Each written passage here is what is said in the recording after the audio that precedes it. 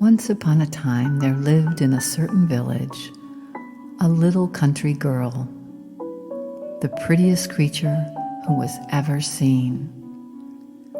Her mother was excessively fond of her, and her grandmother doted on her still more.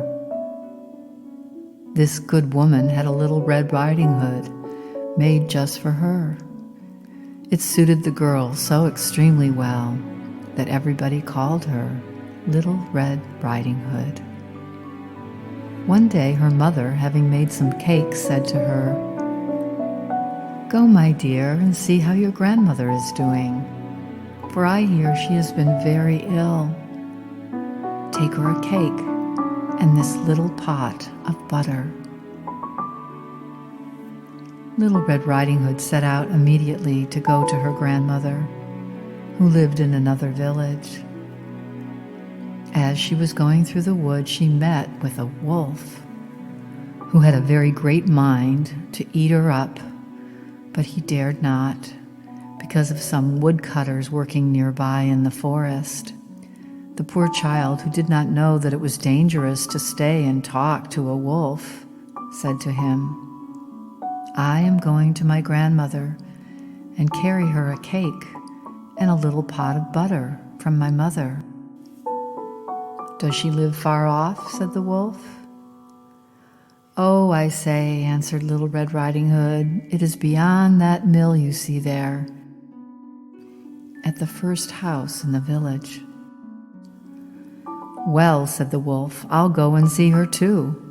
I'll go this way, and go you that, and we shall see who will be there first." The wolf ran as fast as he could, taking the shortest path, and the little girl took a roundabout way, entertaining herself by gathering nuts, running after butterflies, and gathering bouquets of little flowers.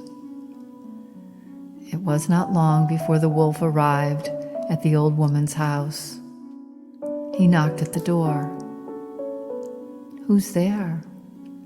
"Your grandchild, Little Red Riding Hood," replied the wolf, counterfeiting her voice, "who has brought you a cake and a little pot of butter sent to you by mother."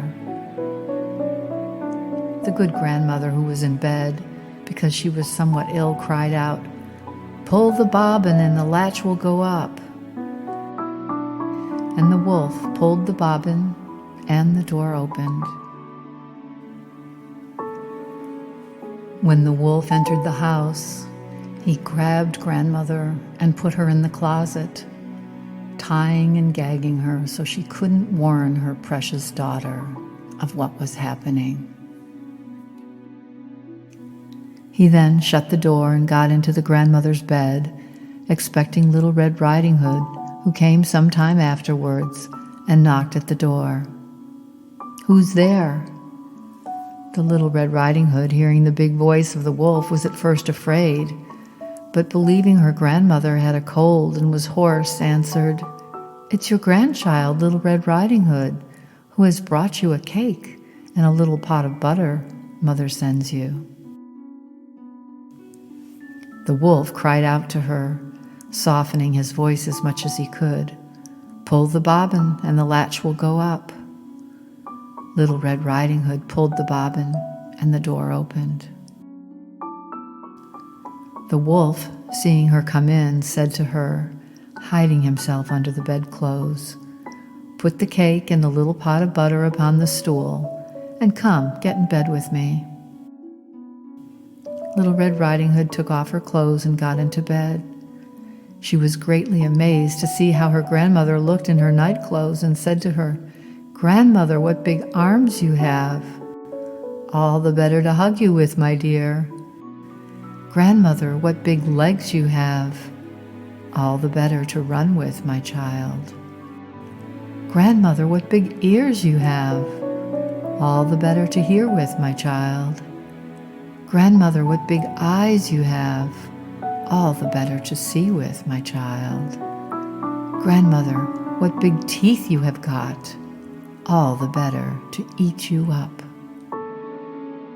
But just as the wolf was readying himself to eat up Little Red Riding Hood, Her grandmother, who had successfully untied and ungagged herself, found her shotgun in the closet and quickly busted open the door. She shot the wolf and with great relief ran to hug her Little Red Riding Hood. A neighbor heard the shot and hurried to grandmother's house. He was so happy to find them both safe. He dragged the dead wolf out of the cabin, fixed the lock so it was stronger than ever, and then went to Little Red Riding Hood's house to tell her mother all about it. Mother came as fast as she was able, and everyone hugged and cried, and then together they cleaned the house and then lit a candle. The rest of the day they sat around the table talking about what had just happened. Little Red Riding Hood learned a big lesson about those who deceive and the importance of paying close attention to clues, of being careful to see if someone is trustworthy before sharing information, and of listening to her intuition so she could protect herself from those who would harm her. From then on, Little Red Riding Hood checked on her grandmother each day. Grandmother's illness faded away, for it turns out that her fear of the wolf is what had made her sick to begin with. Grandma's voice grew stronger, and she always spoke up for herself with confidence. For the rest of their days, Red Riding Hood, her mother, and grandmother celebrated their times together, and never did a wolf darken their door again. And that's the end of the story.